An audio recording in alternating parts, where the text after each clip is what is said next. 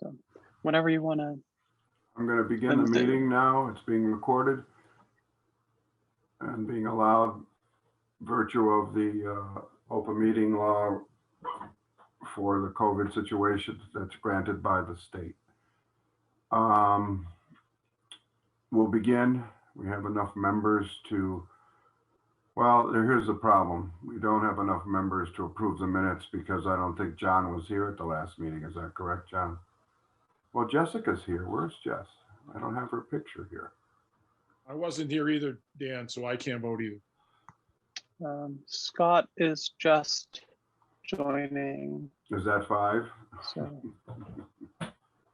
So that would be 7 members will be present as soon as Scott enters the meeting room. So Scott, Harry, Jess, and Jay and I were at the last meeting, correct? That's correct. So Jay, can you Okay. make a motion to approve the minutes of 3/18/21, please? I'll make a motion to approve the minutes from 3/18. Need a second? Second. We have a motion on the floor to approve the minutes for 3/18. Any further discussion? Hearing none. Jamie, would you call the roll, please? Those of you who were at the meeting need to abstain. Andy, Abstain. Dan, Yes. Ed is absent. Greg is absent. Jay, Aye. Jessica, Aye. John, Abstain. Harry, Aye. and Scott. Aye. Great. So that motion passes 5 in favor. I know that I see Councilor Rothschild's here. I see a member of the Brad is here from Affordable Housing. I think you're here to speak to the rent relief program. So we don't have any public. So we're going to go to any new communication, Jamie, that you need to talk about. I don't have anything. Okay. Do you want to bring up the account balances, please? Yeah.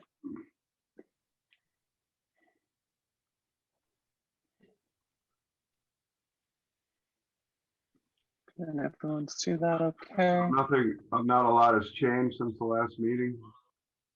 Correct. You'll notice on the adjusted available balances have been adjusted to include the city records and the Emily Wilson Library ventilation system. I have not received updated account balances as we're down to 1 city auditor. So that's the 12/31 balances are the, I've just been keeping track since then, what the appropriations have been. Okay, we were looking at some of the other finding out what the remaining things are on the Nonotuck Park stuff. Yeah, I'm sorry, I did not have a chance to Because like look into that. Pickleball courts are done on the bottom of the page here. Why don't you scroll it up a little bit? And there's 41% of that left, so I'd like that back personally. Yep. So let's find out what from our park and rec director, what's going on there. Anybody have any questions on the account balances? Nobody? Okay. Moving on. If you would bring up the mayor's letter, we're going to talk about the rent relief program. And I wanted to inform the committee why we're here. The council met with Jonna and the community action and Jamie to go over how the rent relief program was doing. And so in that meeting, just to make a long story short, we're pretty unhappy that it seems to be underutilized. And the reasons for that are varied, but one of the things we looked at is the program guidelines are fairly strict. Now, I just want to say there's no criticism of the original RFP going on here.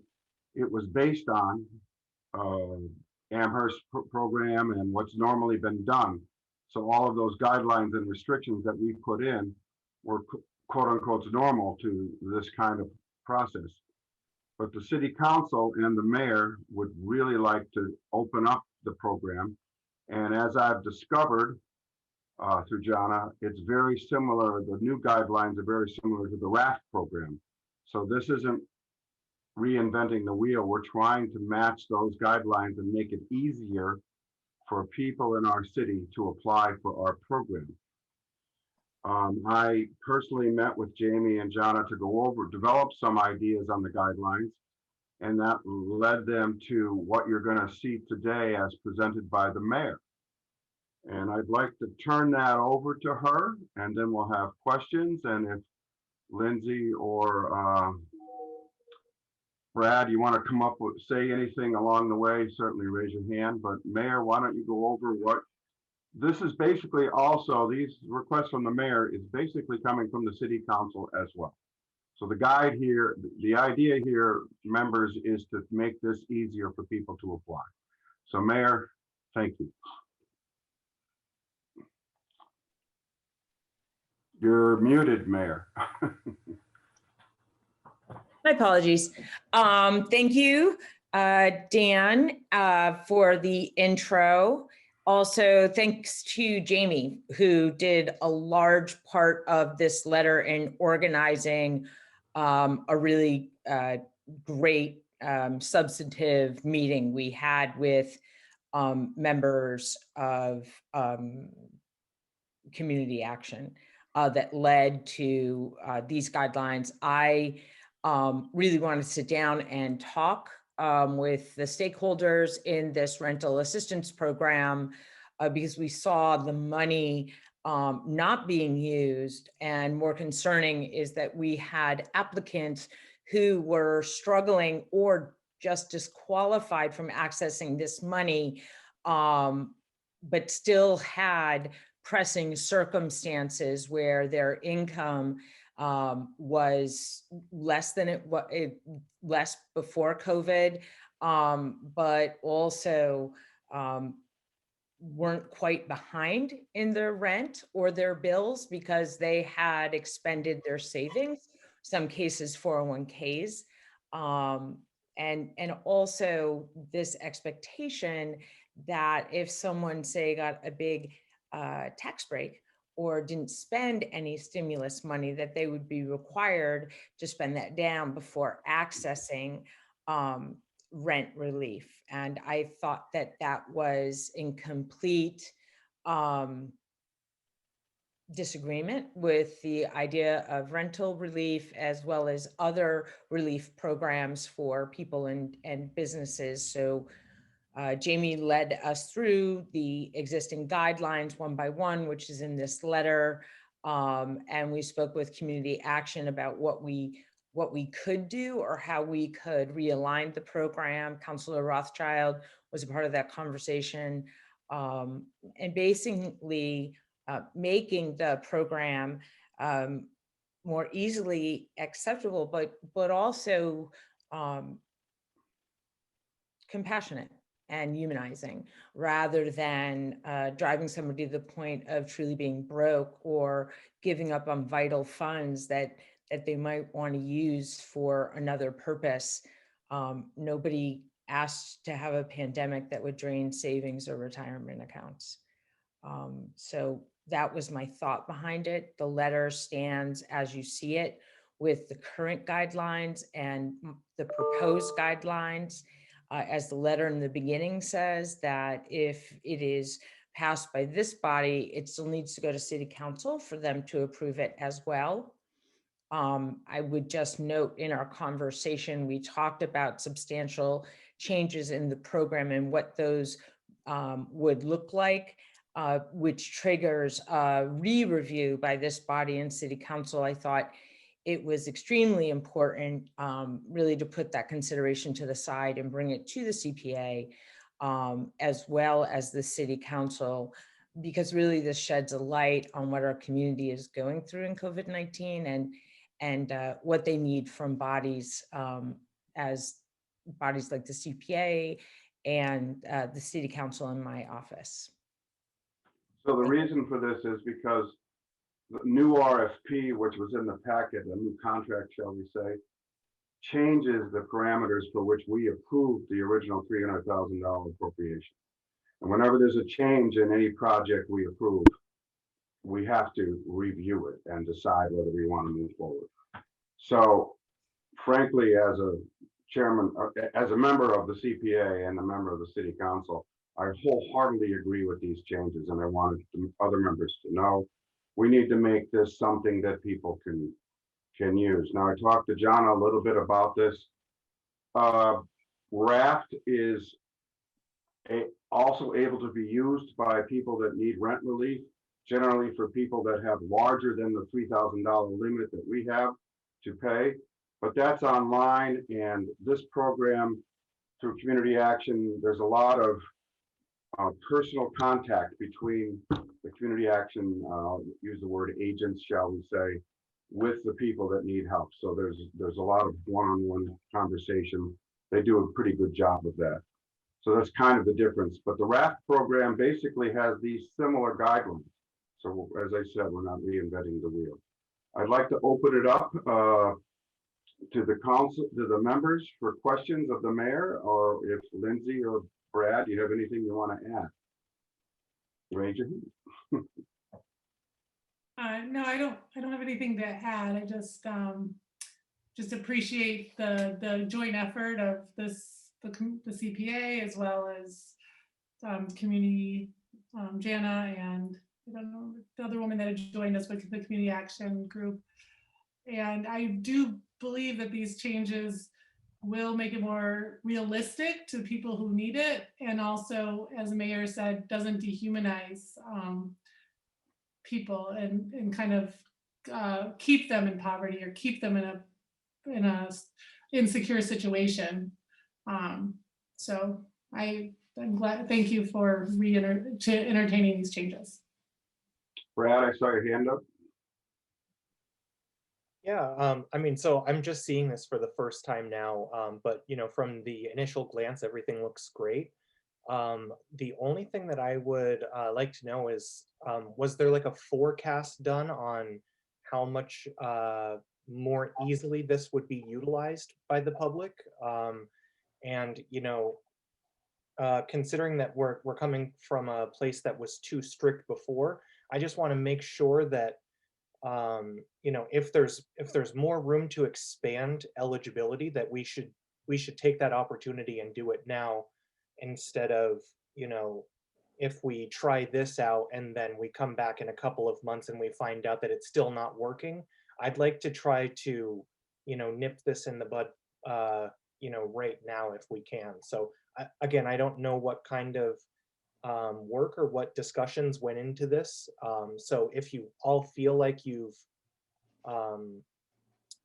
kind of expanded it to as far as it can go, then I'm totally in support of it. But I would also encourage, you know, looking at what else we could do to make sure that we're getting money to people that need it. So, but it looks great, and I totally support the things that I'm seeing. I'll just answer a little bit of that, and then I'll ask Jamie if she wants to add. We feel that most of these changes are major changes, which open the door up to more applicants. In fact, I believe Jana said there's some applicants that they rejected that they're going to go back to. And that's important. Like one of the last guidelines that the mayor's written here is that this will be retroactive, so that anybody that was rejected before can reapply. And I think some of these are big in the sense that we're no longer spending a lot of time. I might reduce the amount of time from initial application to grant of money. Bank assets, we're not going to have to do major search for bank assets. We're going to have a better way of getting these funds to people sooner, and as the mayor said, less dehumanizing. I don't know what else there could be done, but as we tried this program, I believe it started, what, in December, Jamie, January, when we started this program. We waited a few months to see initial problems. We'll revisit it again if we see something else, I'm sure, Because the council's very active on this, the city council, the mayor is, and we'll keep an eye on it, Brad. So Jamie, do you want to add anything to that? Yeah, I mean, we did look to try to see and provide as much guidance to city councilors and the mayor to make recommendations that can expand the program within the guidelines of what CPA law allows. And so this was trying to get the program as looking at narrow as possible, just looking at income and trying to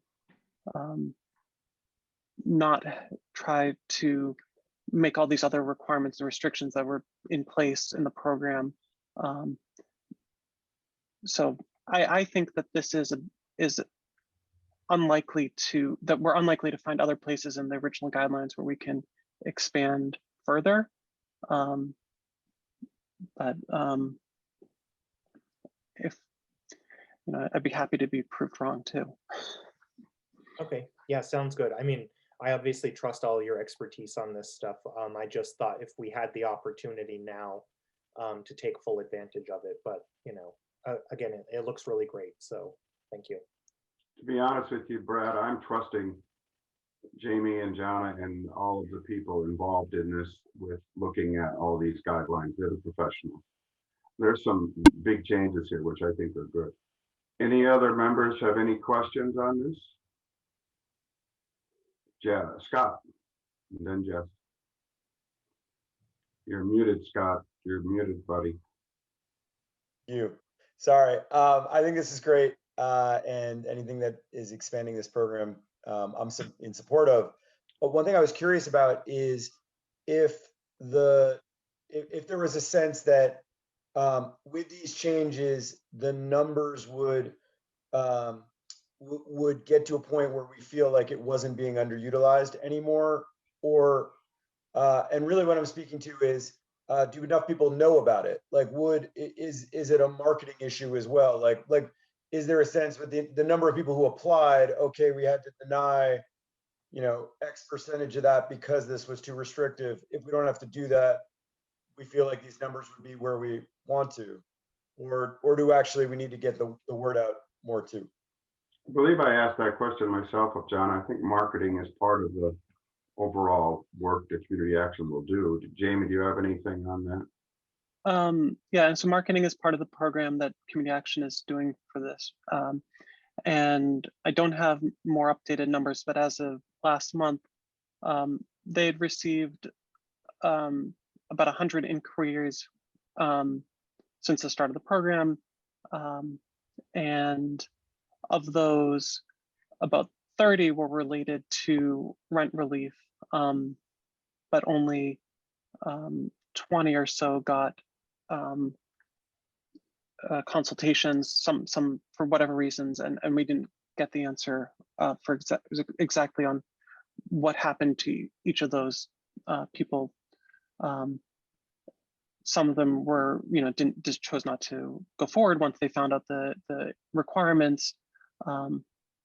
So I think that there was a good push at marketing at the beginning of the program, and that we can definitely keep pushing it forward and keep doing the marketing to make sure that people are aware of the program.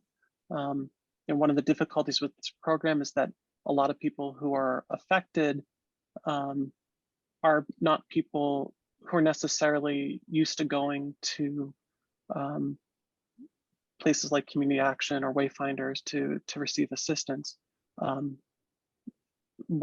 program does go up to 100% AMI, where the RAFT program and the other state funded programs only go up to the 80% threshold. So we could probably do more to get the word out as well. I think they're going to go back to all those applicants that may have inquired and let them know that the guidelines have changed. That's the kind of thing they'll do personally, and then remarket it. Jessica, then Andy. Jessica. Yeah, I mean, really, I was just curious on the numbers and Jamie kind of hit on that. Every time this comes back to the committee for a discussion, I'm always a little bit curious on how many applicants, and I'm particularly interested on the number who was actually denied funding as listed in here, and whether these changes in the criteria are specifically being made because of those denials, if there's a correlation between those two. But otherwise, I have no issues. I think this is great. But yeah, I'm always kind of interested in where the numbers are at, and how many people are coming forward, and those that are being denied, why they're being denied. I don't think these guideline changes are coming from those denials.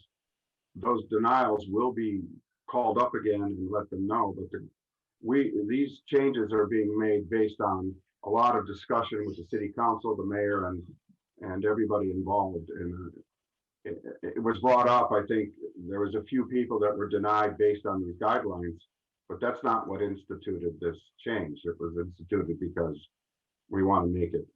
When we saw that, I think it was only 23 applicants being in the process, and so far only 5,000 of 300,000 or 250,000 has been given out. It said it's being underutilized. What can we do to make it better? So I think that's the reason, Jess, that this happened. Andy, question. Yeah, sorry, just so I understand, basically, in a nutshell, basically what we're going to do is evaluate people's finances without taking into account what they have in the bank, right? That's pretty much one of the things that's going on here. Yes, the asset verification will not be something that will be done anymore. If you can read the mayor's reasoning here, can you bring that up? I got it, Dan. I just want to make sure I understand. I'm good. I read through it. I just wanted to make sure I understand what it's all about. Thank you. I'm good. If somebody has a lot of money in the bank and they're gaming the system, I think I don't know what to say, except I hope they're discovered, but I don't expect that to be the case. Anybody else have questions or comments? Greg? First, I apologize for being late. I'm still stuck in my 6:30 CPA mindset, and so I thought I was 2 minutes early, and it turns out I was 13 minutes late. I did send an email. So I missed the first part of this, and I apologize. This is dear to my heart kind of issue. So just as a reminder, the current income verification, how is that conducted? Jamie, do you know how that is? Yeah, so I mean, we initially look at tax returns, but because this is it's unlikely that the 2020 tax returns have been filed yet. 2019 tax returns aren't going to necessarily show that someone qualifies. We're looking back at the last 4 weeks of income, and they have to show, so based on their current income, that they would qualify as under that 100% AMI level. So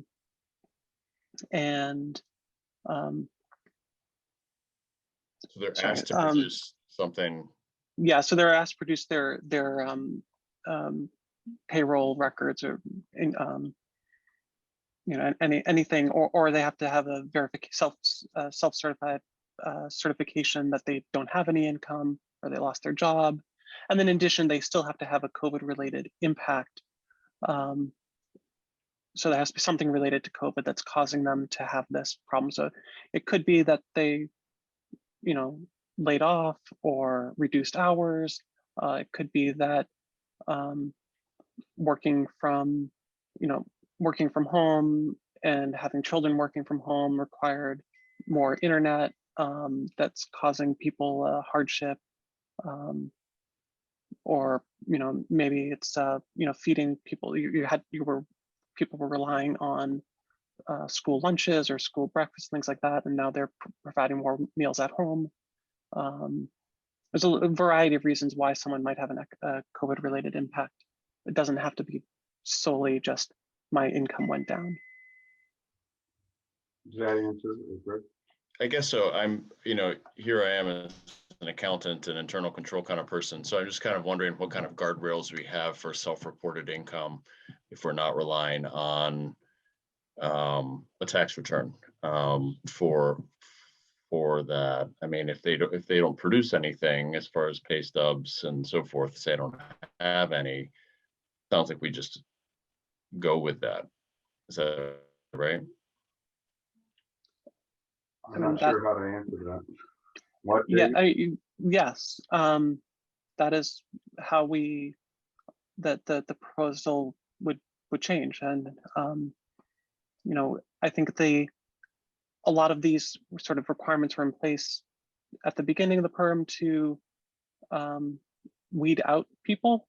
The intent was not to not provide it to people who need it, but that was what happened. And so I think that relying on these self-certifications is, you know, it's the best we can do right now, unless other folks have ideas of how we can do it differently. I you know, I'm sort of processing this as I'm thinking about it, but I just wanted to be clear I understood how that works. And obviously no one's interested in having any, you know, serious risk of fraud for taxpayer dollars in Easthampton. So, you know, if we have some guardrails, it's good. If we are aware that there's some risk and we're comfortable with that, that's good. But I just want to be clear on it. Is there a monitoring system after the fact? Like, is community action monitoring and requiring Or follow-up from? yeah, or no, or is somebody monitoring community action, I guess, or it, you know how, like under the CDBG program, you have a monitor that comes in and reviews the files and makes sure that everything's copacetic. I'm just wondering if there's something similar in place that may address Greg's concerns, that's all. And it doesn't have to necessarily, or it could be the city. You know, I just think a little bit of a checks and balances, if there's that system in place, maybe that might address the concern. I mean, we have the right to audit community action and their files and their process under the contract that we've signed. So that would fall to the city, myself and other members of the planning department to do that. And we have not, the program's too soon, so we haven't gotten to that level yet. Okay, but at least there's a process in place. Yes, that's in the contract. I think that's good. That's probably the best process as far as, you know, having been the former treasurer at Community Action, I can tell you that the external independent audit that is run at Community Action, given the size of the organization, would not turn over stones that are as small as this program, to, you know, to kind of have that granular level check that you're suggesting, Jess. We probably should do that at the end of the program, you know, after a year to see how it was going. But one of the reasons we're doing this now is after a few months, we've discovered some issues. So we can have, and I'm sure Jamie and Jeff will revisit this again in a few months. And that income question could be debated. But I think the pandemic has lent us to this point because 2020 taxes for a lot of people don't exist because they didn't make any money. And it's hard to verify income you didn't even get. So I guess we're taking a little risk, but I think it's a risk worth taking if we want to try and keep people from being homeless. John. I just wanted to clarify, I mean, there is a $3,000 limit, right? That's true. So it's not like somebody could just continually scam and accrue a big And it bank still on- goes to the landlord, so it's paying rent. It's not going to go to somebody's pocket. That's an important note. So that's part of what makes me feel more relaxed about it, because just for my 2 cents, I really feel this better reflects the intentions that were desired in the first place. So my compliments. any other questions? And my assessment of the risk is pretty low for what it's worth. I just thought I would clarify. It's interesting to note that you were once a treasurer for Community Action. We learn more about you every day. It's dangerous. All right, we ready for a motion? The motion would be that we, And Brad Riley had his hand oh, up. go ahead, Brad. I'm sorry. One last question. I'm just thinking in the timeline of when this gets enacted. What does the political process look like? Does this get This approved? is going to the city council. It's my view that since this has already been discussed at council, that unless some councilor objects, that they will approve these recommendations this Wednesday. Okay, perfect. So it'll be done. We're trying to fast track this so that Great. community action can go with it immediately. And a contract will be signed next Thursday. The contract that the other part of the things you got in your packet was a new contract. So the motion would be that the CPA committee would approve the new guidelines for the rent relief program and recommend that the city council also accept these guidelines to be formed in a new contract. Somebody want to make that motion or approve that? Does that make sense to everybody? I I'll need a make a motion. motion that we approve the rental assistant new guidelines. I'll second. Okay, we have a motion and a second on the floor. Do we have any further discussion? Seeing none, Jamie, roll call. Andy, Aye. Dan, Aye. Ed is not here. Greg, Aye. Jay, Aye. Jessica, Aye. John, Aye. Harry, Aye. and Scott. Aye. Great. Motion passes 8 in favor, none against. Thank you very much, everybody, and I appreciate that everybody came. If any of you want to attend the meeting on Wednesday to voice your support, you're certainly welcome. I'm sure the mayor is grateful that we passed this, and Lindsay, thank you for coming. Thank you very much. Okay, we're moving on to our next agenda item. As you know, I expressed a concern at the when we approved the library's ventilation request. And one of the things that, and first of all, I want to thank the Historic Commission, John and his group, and I was there, and Jamie was there. We did a major tour of the library. It's beautiful architecture. It's, you know, if you've not been in there in a while.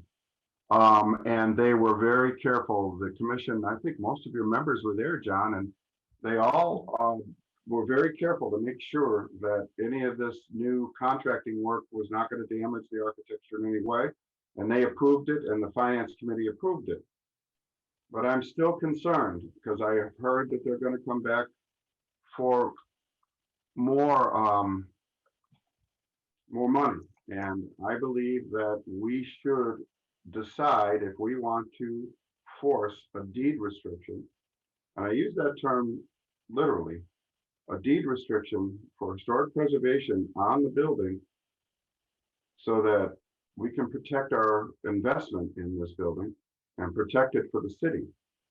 I'm at the point where I don't think I could vote yes on another request from the library for CPA funds. And I just brought this on the agenda because I want to know where you all stand. So I'm opening the floor. I'd like to hear from you because it's important to me.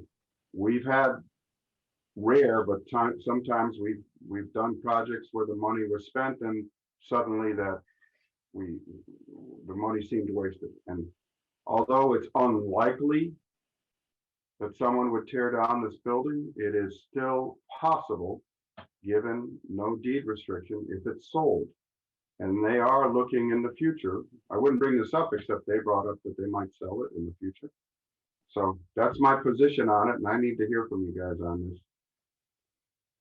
Who wants to talk first? Jessica. You know me, I'm always willing to go out there. So I think two things. One, I definitely support the idea, but as I brought up on the last meeting, I want the planning department to determine whether it's a buildable lot. So if that building gets torn down, could it actually be built on again? I think that's important information to have. because my sense is the lot is too small based on setback requirements and frontage requirements and all that groovy stuff. That if anything could be built on it, it would be very small. And I'd like some information from planning department on that. The second piece I would bring up is that what would be the cost to the library to hire an attorney to pull a deed restriction together? And would that cost be supplemented by the CPA as part of their request, rather than having them pay for those legal costs out of pocket, the recording costs, the legal drafting cost, whatever that full legal cost would be to pull that deed restriction together, and whether that's something we would consider funding as part of that. Well, I certainly would, considering I'm the one who wants that to happen. As to whether it's a buildable lot, okay, Jamie, could you bring that up to Jeff and just have them just take a look at that? Maybe we can bring this back at our next meeting with that answer. Sure. That's a very good point. Yeah, and without going into it in too much detail, just off the top of my head, we do have methods in the zoning for built lots that, like, if you have a non-conforming lot, a structure on a non-conforming lot, and you knock it down, you can go to the ZBA and get a request to allow them to reconstruct it. So, or reconstruct on that footprint. So it may not be a buildable lot if there was nothing there, but depending on the mood of the ZBA, it might be, something small could be built that's complying with the zoning requirements, or it could be something that's the same size and footprint. But I'd have to look into that, and it's sort of like questionable. It would be a special permit to the zoning board of appeals, so it's not a guarantee. But there's no guarantee that it couldn't happen, right? Right. I mean, so we need to look into the ordinance and do a little build out analysis, just to figure out what can be built there by right. Okay, I'll go to Scott first, then John. Scott? Dan, can you elaborate on that? You heard that the library was going to come back for more funding and what that's about? I heard that they're looking to see if we could help them improve their accessibility ramp, for instance, and the front steps. That was a project that they were talking about doing. Got it. I believe they're not done asking us for improvements, and I have no problem with it. I have a problem if they're going to sell the building. Yeah, I do think that's different in that, when the money that was asked for before was for ventilation in order to back up, right, in response to open it up, yeah. And to me, it felt like there's an urgency there, and we want that to happen. As far as the things you're talking about, I could see why they'd want them to happen, but I do think that those are improvements to the building that would be more. I would want, like, I don't want it to be onerous for them, but I do think that something like a deed restriction would make sense in that regard. I mean, I look every day at, where 180 grand was spent on a football field that's not there. Like, I don't want that to happen. So yeah, I am wholeheartedly in agreement with that. Okay, John. Well, I just felt I'd be remiss if I didn't, as the representative of the Historic Commission, express that building exemplifies everything. Now, I can't prejudge a request that hasn't been made, but that represents everything that we are trying to protect. I couldn't imagine, maybe other than Old Town Hall, a better archetype of precisely the kind of landmark and historic character that we would seek to protect. So I guess it just feels like my duty to express that if we ever got to the point that was demolished, I think it's fair to represent the members of the Historic Commission as saying we would be entirely opposed. It's exactly what we want to protect, is a building like that with its history. It represents everything we feel that we're there to do. Okay.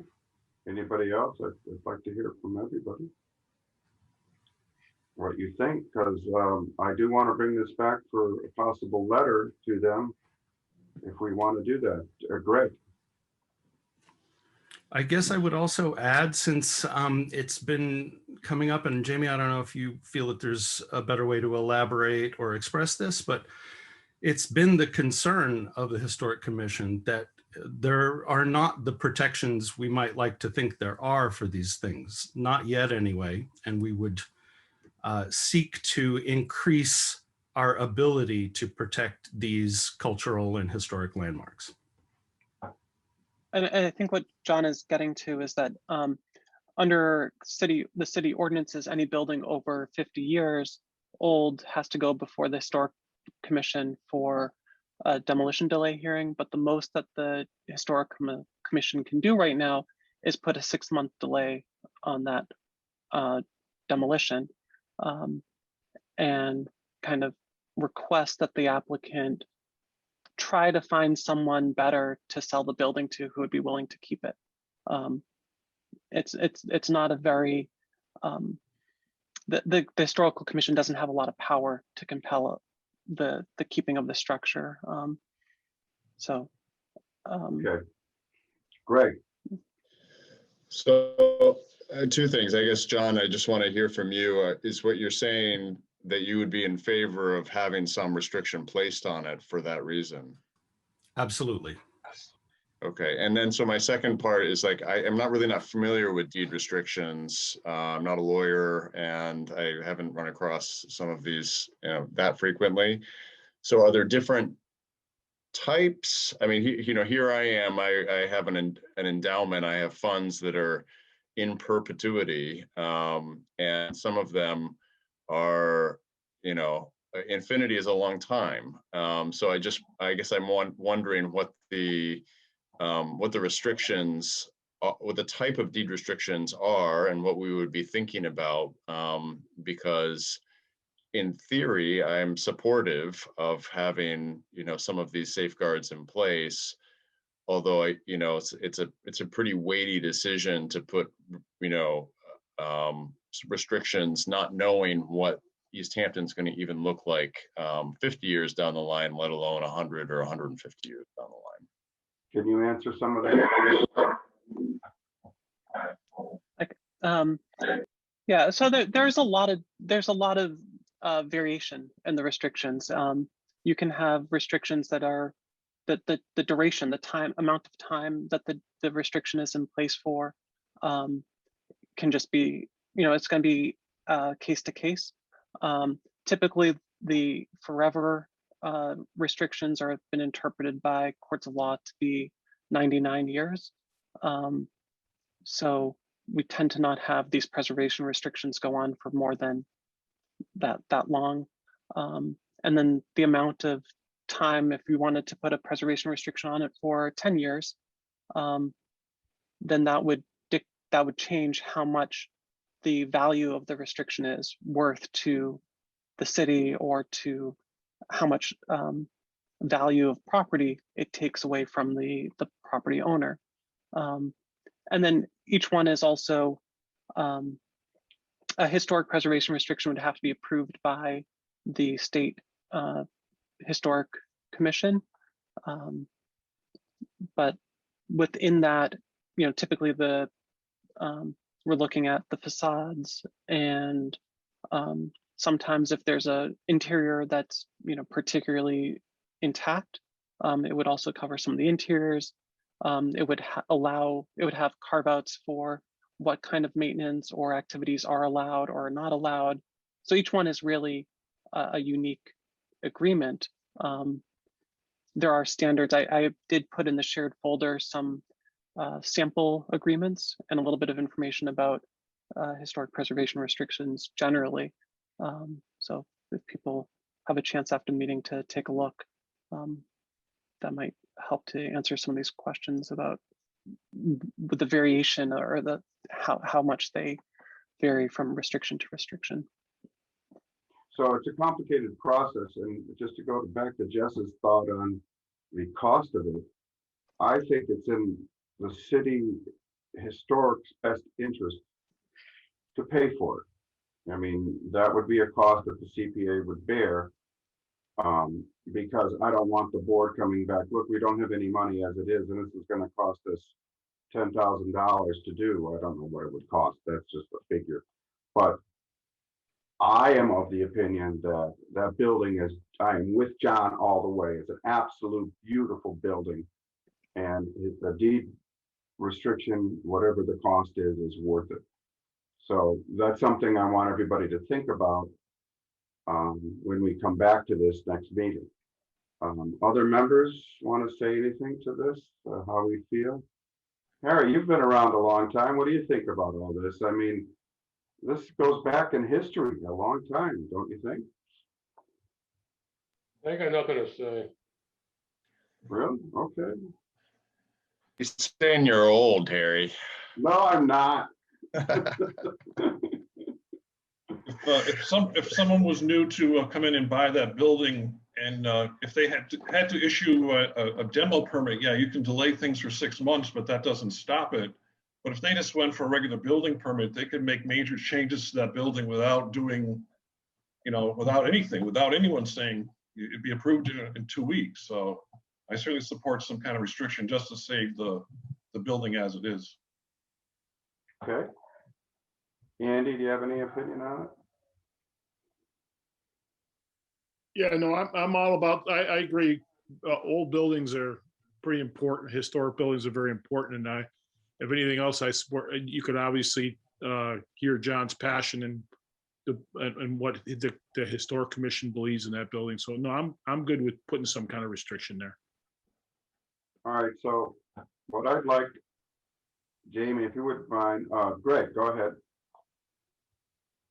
Yeah, so just I'm supported too, and I love that building. I live not far from it. So, and just the one thing I just want to throw out there, just since we're talking about it, is that the nature of libraries is very much in flux right now. So how libraries use space and how communities use libraries is, so this kind of goes piggybacking on my, how long timeline are we looking at or whatever, just considering how the library actually functions in that space. I think just in the back of our mind, we just have to be thinking that it's, libraries won't look the same. They're definitely different now than they were 20 years ago, and they will be much different 20 years from now. That said, the structure itself is beautiful and worth, preserving, and I would, support some type of deed restriction on it. Yeah, John. Yeah, I just thought I'd throw in there that it is my impression that, as you say, Greg, and I work in a library day to day, that's my day job. I not only agree, I think that it's probably key to the solution to this, because if I could dare to represent what I've heard from the library director and representatives, I think they acknowledge that something will have to change in order to preserve the function of a library for the town of Easthampton. But the physicality is very much in flux. The future of it is very uncertain. And the one thing that's probably the most certain thing about it is that that building is probably not an appropriate building for that function in the future. So my recommendation, unofficially, is that we shuffle the parts, and maybe in conjunction with the adaptation of the school buildings or not, but that I believe that between the city, the library, and Williston Academy, there's an equitable solution to be had that involves mostly rearranging parts more than rebuilding, and certainly not demolishing anything significant. So that just goes to the function of that building in the future may not be a library. And if someone were to buy it, turn it into a restaurant, say, if we had a deed restriction that said you can turn the restaurant, but you can't destroy the architecture internally on the first floor, that's beautiful, or the outside of the building. I mean, that kind of deed restriction would would not necessarily disallow it to be a different function than a library, but it would maintain that architecture and the building itself. So that's important to me, because it goes to, I think it was Jay that said it, that somebody could turn that into something else and they could demolish the interior if there's no restriction on it without it, and not take down the outside. But so, all right, any other comments? At the risk of talking too much, I just, No, it's again, okay. would also, yeah, sorry, this one's pretty near and dear to my heart here. I mean, I believe there has been an adequate degree of interest to suggest that the idea of perhaps something more in the lines of a museum or something that is still related to the function of the town or Williston or the history thereof might be a good way to marry everyone's best interests here. That's a great idea. That's great. I saw some, they have some museum pieces in there, some Civil War memorabilia in there already. Jess, I saw your hand up. Yeah, John, so well said. Thank you. So many great points. I think that if this is the direction that the committee is feeling, I think it would behoove us to do, maybe on behalf of the library, put together kind of the steps that would be needed to make this happen and the costs that are associated with it. Because I think if you're going to ask somebody to do this rather than just sort of throw it on them, if this is coming from the committee, I think it's just a fair gesture to say, here's the steps that need to happen. You know, they can find their own attorney or whatever to do the drafting, but at least put a step together and a proposal together with, and for us to understand what those costs could be, because it didn't even occur to me with Mass Historic and how long that might take, and just, you know, maybe even a timeline of how long it would take to get a restriction in place. I think it would be helpful for both us and for the library. I would totally agree. That's put a little bit of research on your head, Jamie. So, but then I don't know if another meeting is enough time for you, but I would love to know about the all of the items Jess brought up, as well as what that lot could happen to it. But what does it take to have a deed restriction put up? All of the steps, and if you can research the cost. I agree totally with Jess. We shouldn't just throw it at the library board. We should say, here's what we'd like you to do. And if this committee is agreeable, we'll pay for it. I mean, if that's where we're going to go. John. Yeah, I want to voice my support for that. And because this is an official record, make sure that I gave voice to the fact as well that Williston and the library have always been good stewards for the town. And I mean in no way to implicate that there's any tension, or should be, because they have always been in working hand in hand with the Historical Commission and have always been good stewards for the town. So just so that's said. Okay, thank you. Anybody else? Any comments from our guests? Councilor Rothschild or Mayor LaChapelle, you're still here. I see your hand up, Lindsay. It's a weird hand symbol.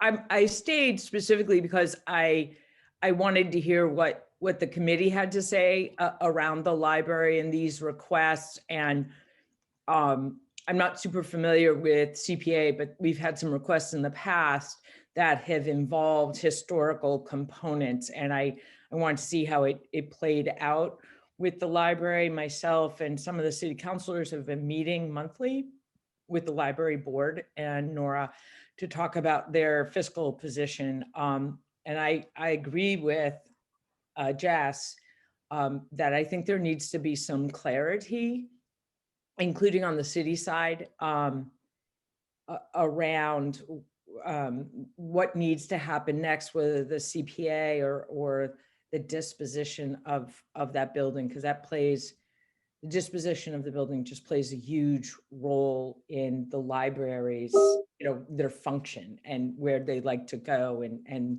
that's a really, and they're balancing a lot of big decisions on not a lot of fiscal resources. So this is a great conversation. I really appreciate everybody's comments. It's been super informative. And I really agree with Jessica that, to be fair, either, to have the library come to our monthly meeting or whatever the committee seems to make the most sense. Okay, great.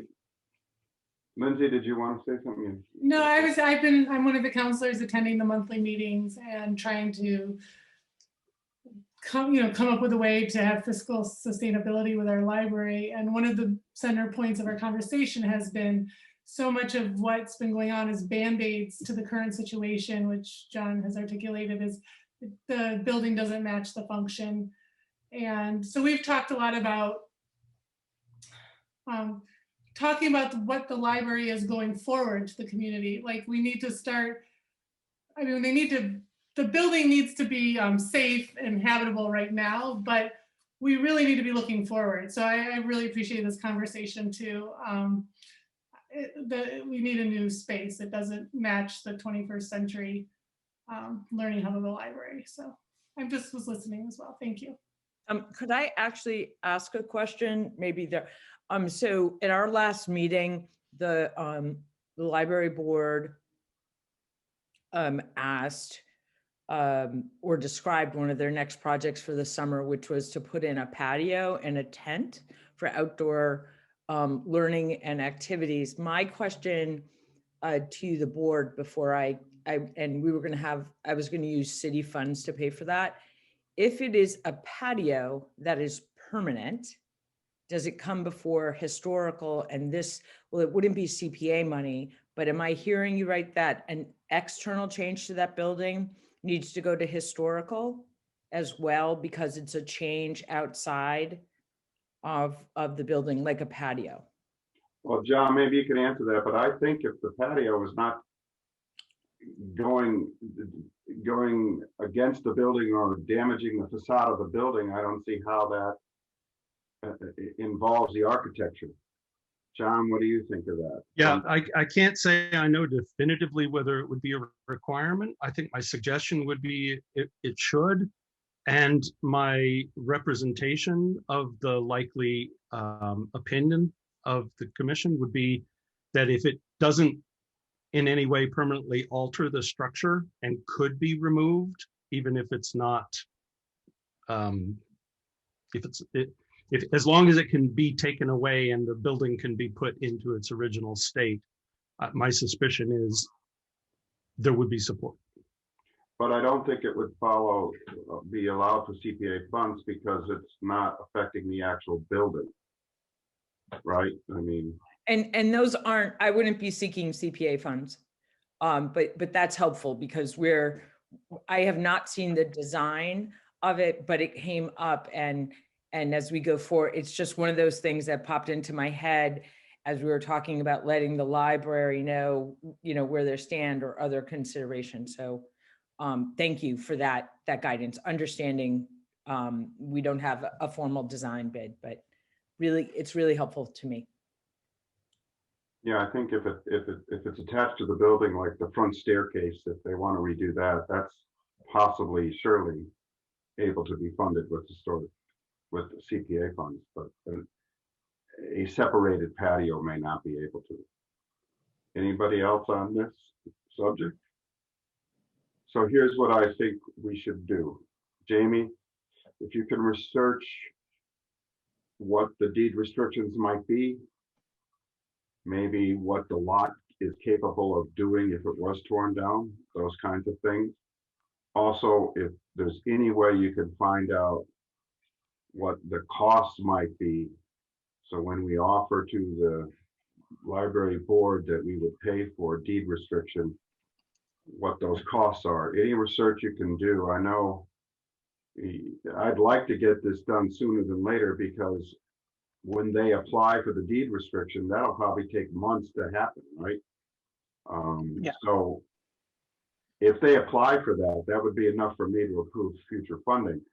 But I'd like to get that application in place. And of course, once we tell them we'd like them to do this and we're willing to pay for it, they still have to meet and agree to that. So there's some timeline here that I would like to see happen, not too long. So I guess, Jamie, I'm going to ask you to do a little research and be able to present at the next meeting an example of the deed restrictions you would think we should ask for, and what the attorney fees would be, if there's application fees for the state historic, whatever.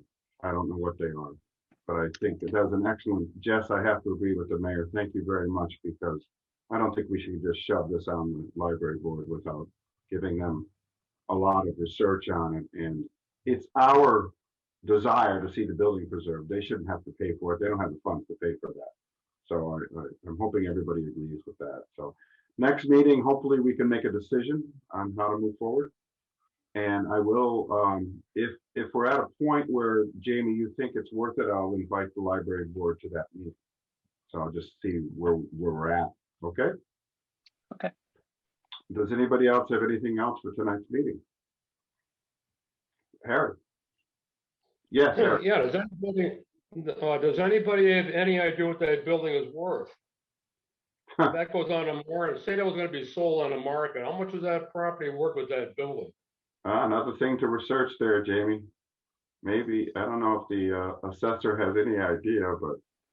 Well, we'll have an assessed value for that building, but it's kind of a unique building. And typically property appraisals are done by, like, you have a single family home and you compare it to other single family homes in the neighborhood and you can kind of get an idea, but this building is so unique and hasn't been sold.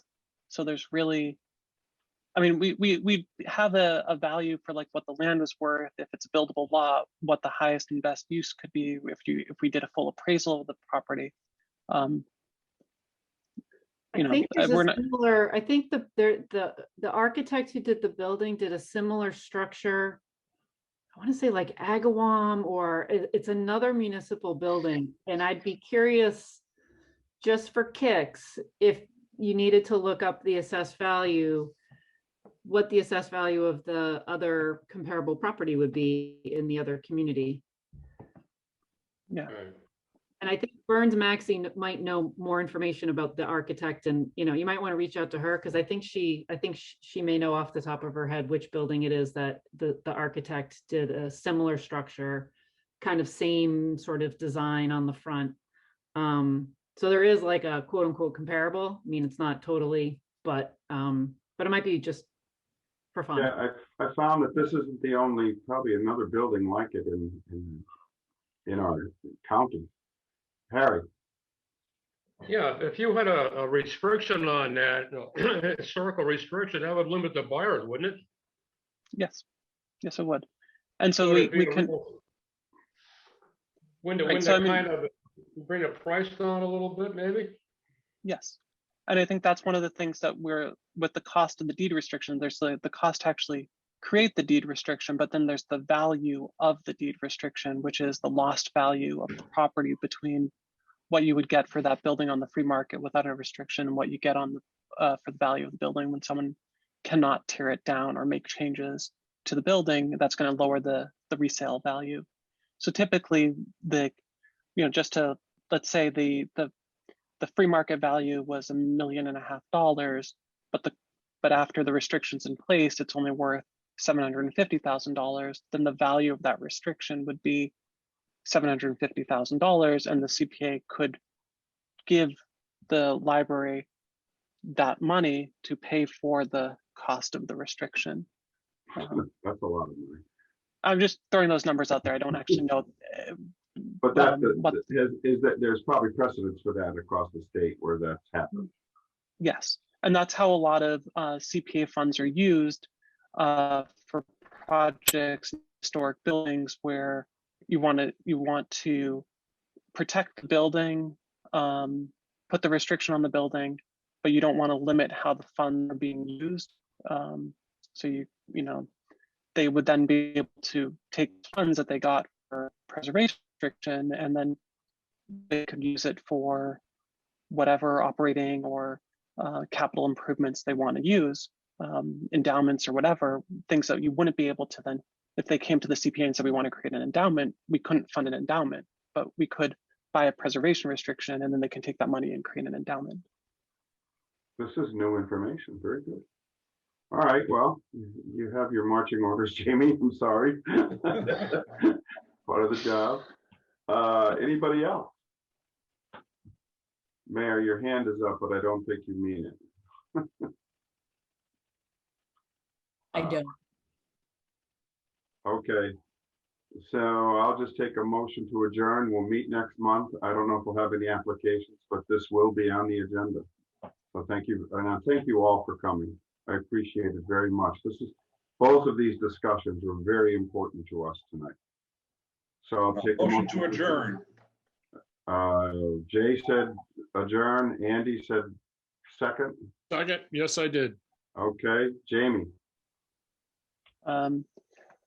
Dan, Yes. sorry, Andy, He said yes. I heard his mouth. Thank you. Yeah. Greg, Aye. Jay, Aye. Jess, Aye. John, Aye.